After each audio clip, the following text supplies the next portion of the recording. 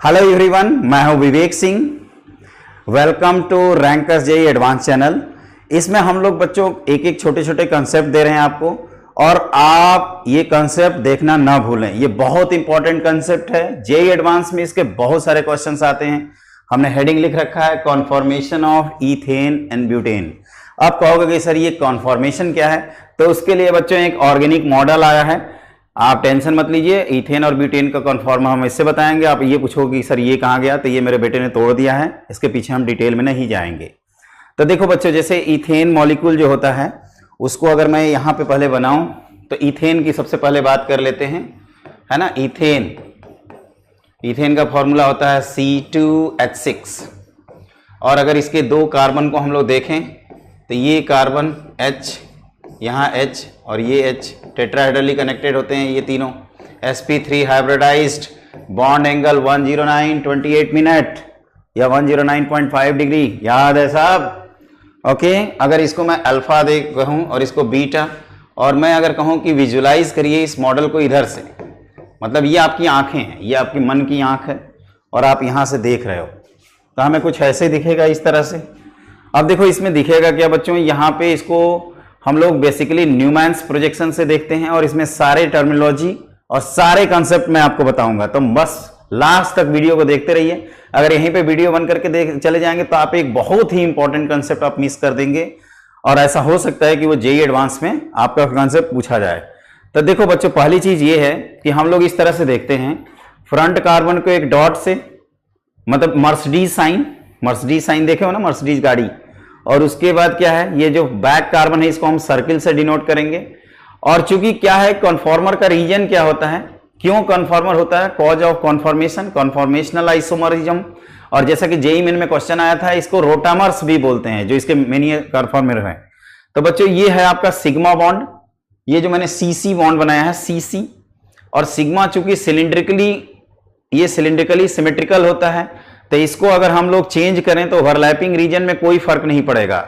Okay, और हर molecule के पास energy होती है, तो इसके पास इतनी एनर्जी है कि ये बॉन्ड रोटेट करता रहता है। देख रहे हो ना, जैसे मैं रोटेट कर रहा हूं, ये इतना तेजी से नहीं, इनफाइनाइटली मेनी कॉन्फॉर्मेटर होते हैं इसके। तो आप कहोगे सर इनफाइनाइटली, एक्चुअली इसमें जो बॉन्ड एनर्जी की जरूरत है ना, मतलब एनर्जी की जरूरत है, एनर्जी बैरियर, मान लीजिए इसमें 10 हैं तो इसके पास 20 हैं, तो आप कहोगे कि सर 20 है तो 10 से खर्च कर रहा है ना, बाकी तो सब रोटेट करेगा, ऊपर नीचे करेगा। तो बच्चों क्या होता है कि ये दो तरह के बॉन्ड होते हैं, ठीक है ना। ये देखो, एक येलो करके मैं दिखाता हूं, येलो डर्टी फेलो, और पीछे वाले इधर देख। तो ये जो मैं पकड़ा हूं, ये क्या है, इलेक्ट्रॉन पेयर है, ऊपर नीचे, यहां भी इलेक्ट्रॉन पेयर है, तो इनके बीच में एक रिपल्सन क्रिएट होता है, और उस रिपल्सन को हम लोग बोलते हैं टॉर्सनल स्ट्रेन। क्या नाम दिया हमने, बोलो जोर से बोलो, जय माता दी के अलावा क्या बोले, torsional strain. The repulsion between the bonded electron pair between front carbon and back carbon is known as torsional strain। अब कहोगे सर इथेन में तो ठीक है, सभी H हैं, ये भी H हैं, ब्यूटेन में तो सर ये CH3 हो गया, तो अब क्या होगा, तो एक और स्ट्रेन आएगा जो इसके बल्की ग्रुप है ना, इसके कारण क्रिएट होगा, उसको बोलते हैं वॉन्डर वॉल स्ट्रेन। जो ग्रुप के कारण जो रिपल्सन क्रिएट होता है उसको कहते हैं वॉन्डर वॉल स्ट्रेन। जेईई 2004 में इसके क्वेश्चंस पूछे गए हैं, है ना, बहुत सारे पूछे गए हैं, मैं नाम नहीं लूंगा, मतलब एक तो 2009 में क्वेश्चन पूछा गया है, आप देख सकते हैं 2009 या 10 के पेपर में है, एग्जैक्टली मुझे पेपर नहीं याद है, लेकिन इन्हीं में से एक मोर देन में पूछा गया था, 2015 में पूछा गया। तो भरपूर मात्रा में पूछा जाता है, कभी भी कॉन्फॉर्मर पे जेईई आएगा, 2005 जेईई में पूछा गया है। तो क्वेश्चंस की तो भरमार है बच्चों, बस आपको कंसेप्ट सीखना है। तो मैंने इनको ट्रांसनल बता दिया, इसको वॉन्डर वॉल या स्टेरिक बता दिया।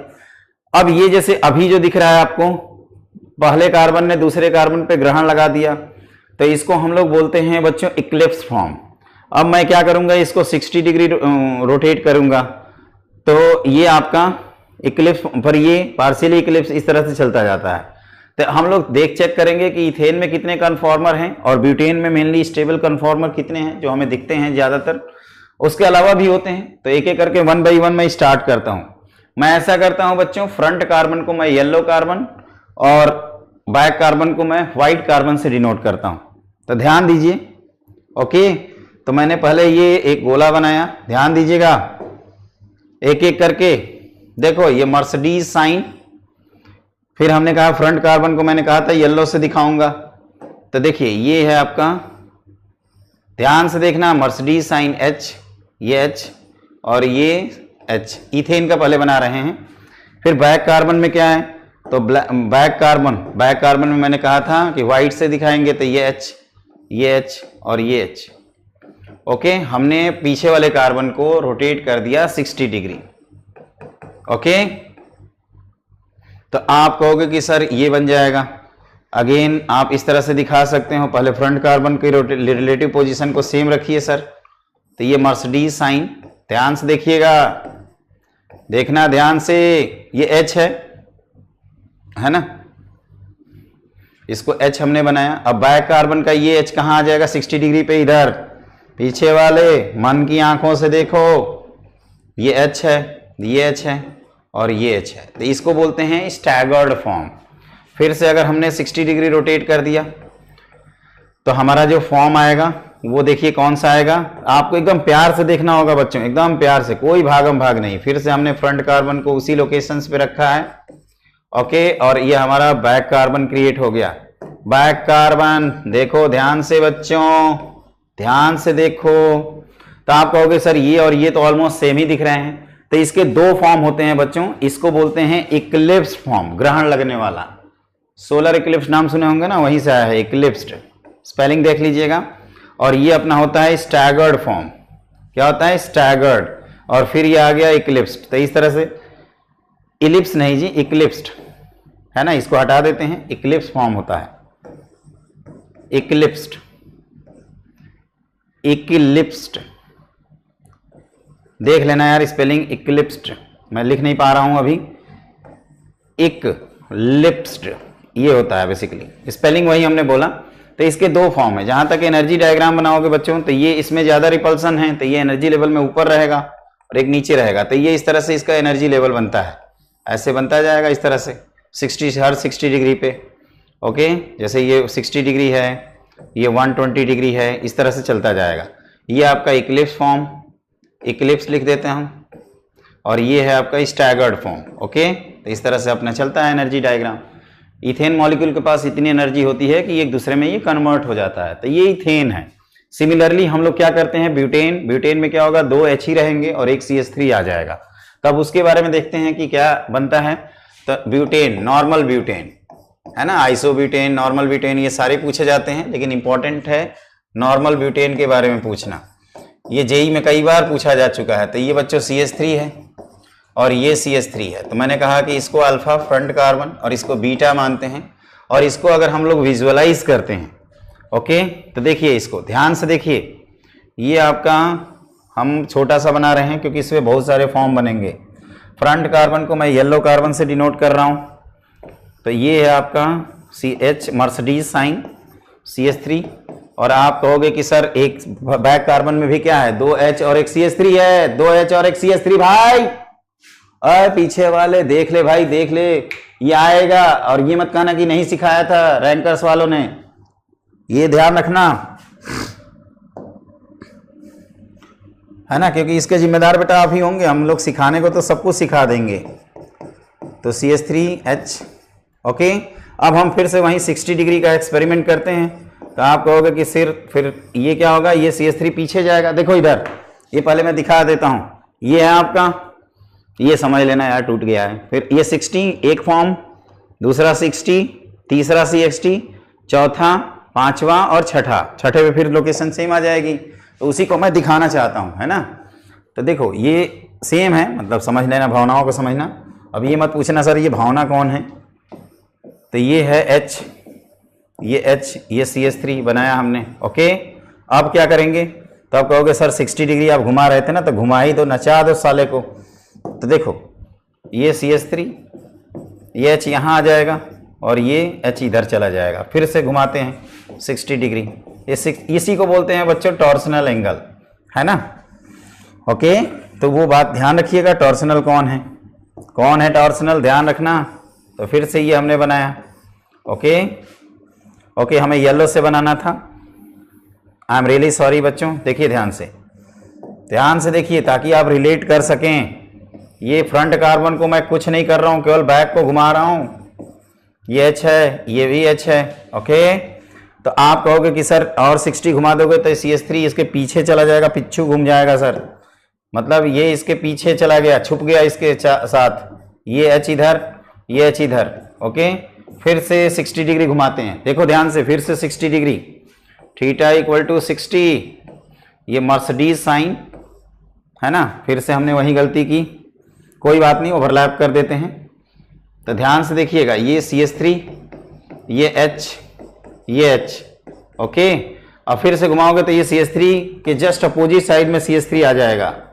This is CH3 here, H here also and H here also.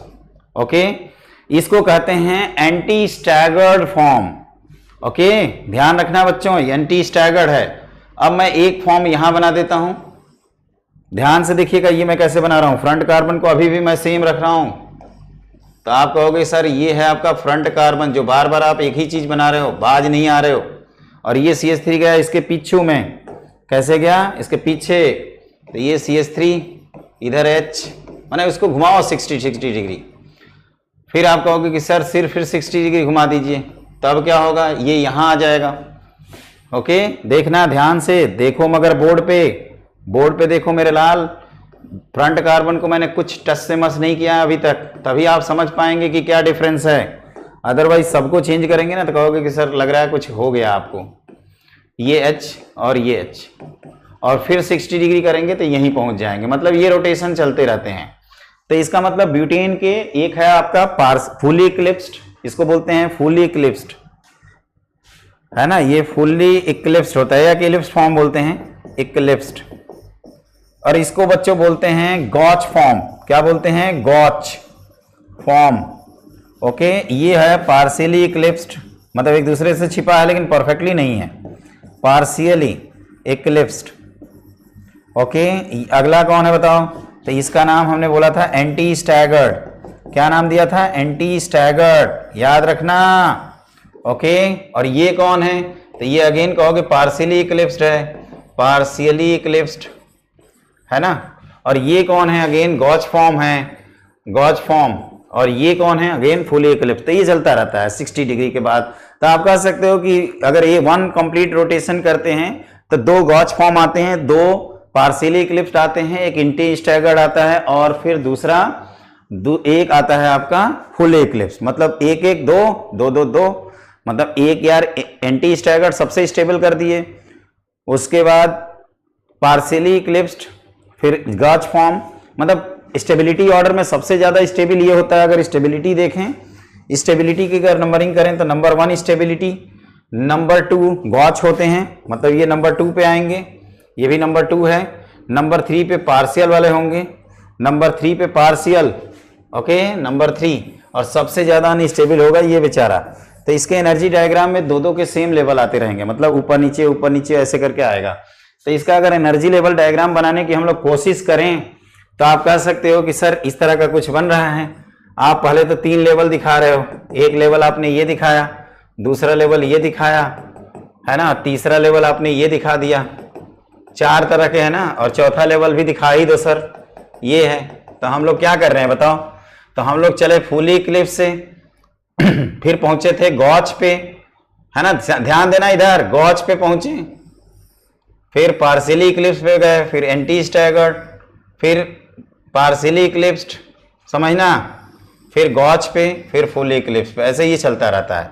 मतलब 2 1, ये आपका फुली, ये आपका कौन है, ध्यान से देखिए, गॉच फॉर्म, ये पार्शियली इक्लिप्स्ड, ये एंटी स्टैगर्ड जो सबसे ज्यादा स्टेबल एनर्जी डायग्राम है यार, और ये थीटा है, ये 60 पे बना लो इनको, theta 60 degree, theta 120 degree, 60 degree 180, sir ये 120 यहाँ है बच्चों, 120 हियर, 180 इज हियर, है ना। 180 पे तो आ गया था ना आपका, 120 180 पे तीसरा आ ही गया था। फिर उसके बाद कौन आया था, पार्शियली इक्लिप्स्ड 240 पे, फिर 300 पे आया था गॉच, और फिर 360 किया आपने, तो फिर से चीज़ें रिपीट होने लगी थी। तो ये एनर्जी डायग्राम होता है जिसमें आप इस एनर्जी को आप चाहें तो E1, इसको E2, इसको E3 और इसको E4 डिनोट कर सकते हैं। एनर्जी लेवल नहीं पूछेगा, इसमें ऐसे क्वेश्चन पूछते हैं सब जेई वाले कि आपको फॉर्म दे देंगे और कहेंगे मोस्ट स्टेबल फॉर्म बना दो, है ना। तो वो क्या है भाई, तो वो आपको इस तरह से दो क्वेश्चन मिलेंगे ज्यादातर कि आप मोस्ट स्टेबल, जैसे हमने दो तरह के स्ट्रेन डिस्कस किए थे, वॉन्डर वाला स्ट्रेन और आपका टॉर्सनल स्ट्रेन। तो जेई में एक बार ये जैसे इस तरह के क्वेश्चंस पूछे गए हैं कि आपको इसका कॉन्फॉर्मर, मोस्ट स्टेबल कॉन्फॉर्मर बनाना है।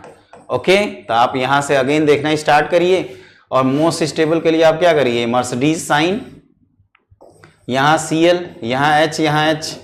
ओके, और क्या करोगे, तो आप कहोगे कि सर एक काम करिए, सीएल के पीछे सीएल कर दीजिए, इधर एच कर दीजिए, इधर एच कर दीजिए, this is the most stable conformer. और दूसरा होता है बच्चों, इसमें हाइड्रोजन बॉन्डिंग भी होती है, जैसे इथिलीन ग्लाइकॉल। एक्चुअली ये क्वेश्चन नहीं था, सीएचडी करके आया था 2005 में, एक ये आता है, इसका स्टेबल कन्फॉर्मर बनाओ। तो यहाँ पे क्या होता है बच्चों, जब स्टेबल कन्फॉर्मर बनाते हैं तो अगेन ये तो वैसे ही दिखाएंगे OH करके, HH, लेकिन जो पीछे वाला कार्बन है, ध्यान से सुनना मेरी बात, ध्यान से सुनो, ये इस तरह से दिखाते हैं। और यहाँ पे क्या होता है बच्चों, ये हाइड्रोजन बॉन्डिंग होती है। ओके, इसमें एक और टर्म होता है गॉच इफेक्ट। गॉच इफेक्ट ये कहता है कि जो मोस्ट बल्कि सब्स्टिट्यूट, जैसे हाइड्रोजन बॉन्डिंग नहीं है तो जो मोस्ट बल्कि सब्स्टिट्यूएंट है वो लोन पेयर के रिस्पेक्ट में गॉच पोजीशन पे होगा। लेकिन गॉच इफेक्ट हमारे जेई के पॉइंट ऑफ व्यू से लिए इंपॉर्टेंट नहीं है, हमारे जेई के लिए सिर्फ conformer of ethane and butane है। तो मुझे उम्मीद है बच्चों ये आपको समझ में आया होगा। पॉइंट एक बार फिर से मैं बता दूं, सिग्मा बॉन्ड के बहुत रोटेशन होता है, इसलिए कन्फॉर्मर बनते हैं। सिग्मा बॉन्ड सिलिंड्रिकली सिमेट्रिकल होता है, इसलिए रोटेशन कोई भी कॉज ओवरलैपिंग रीजन में नहीं करता। और हमने ये बताया इसमें कि torsional strain, the force of repulsion between the bonded electron pair between the front carbon and the back carbon. Front carbon को सर्किल, बैक कार्बन को डॉट, सॉरी फ्रंट कार्बन को डॉट से दिखाते हैं, बैक कार्बन को circle से दिखाते हैं, है ना। ये जो गोला है ये पीछे वाला कार्बन है, जैसे ये देख रहे हो ना, तो ये है आपका डॉट और ये पीछे वाला सर्किल। फिर हमने आपको बताया कि जब ये बल्कि जैसे ग्रुप आ जाएंगे तो इनके बीच में जो रिपल्सन क्रिएट होगा वो आपका वॉन्डरवाल या स्टेरिक होगा। वॉन्डरवाल स्ट्रेन की जो वैल्यू होती है ना, वो टॉर्सनल स्ट्रेन से कम होती है। Point to be noted milord, ये जो टॉर्सनल स्ट्रेन है ये मैग्नीट्यूड वाइज ज्यादा होता है, क्योंकि ये अपनी लोकेशन चेंज कर सकते हैं रिपल्सन करके। लेकिन इस बेचारे को क्या करोगे, ये तो नहीं कर पाएगा उतना, ये पास पास होता है तो ज्यादा रिपल्सन होता है। फिर हमने आपको बताया इथेन के कन्फॉर्मर 2 होते हैं और ब्यूटेन के कन्फॉर्मर 4 होते हैं। फिर हमने आपको डिस्कस किया कि कभी कभी ऐसा भी होता है कि हाइड्रोजन बॉन्डिंग स्टेबिलिटी डिसाइड करती है और उसके कारण गॉच वाला जो फॉर्म है वो हाइड्रोजन बॉन्डिंग के कारण ये स्टेबलाइज हो जाता है। तो ये सब जेई के इंपॉर्टेंट क्वेश्चंस हैं। आप 2009 के क्वेश्चंस, 2010 के क्वेश्चन, 2015 के क्वेश्चन, 2005 के क्वेश्चन, 2004 के क्वेश्चन आराम से कर सकते हैं मेरे लाल। तो बच्चों इस तरह से हम लोगों के साथ बने रहिए। हम लोगों की टीम जो है इंडिया की बेस्ट टीम है और आप हर चीज मिलेगा आपको, टेंशन नहीं लेने का, बस आप फॉलो करते जाइए, है ना। फिर मिलते हैं एक अगले वीडियो में एक नए कंसेप्ट के साथ। Bye bye. और वीडियो को लाइक शेयर सब्सक्राइब करना मत भूलो। ये भैया हमें बार बार नहीं कहने की जरूरत है यार, इतना तो फर्ज बनता है यार। कौन सी नई चीज बोल रहे हैं, पीछे वाला स्माइल कर रहा है। बेटा सिलेक्शन हो जाना चाहिए तुम्हारा, नहीं होगा ना तो फिर समझ लेना हमसे बुरा कोई नहीं होगा। Good luck.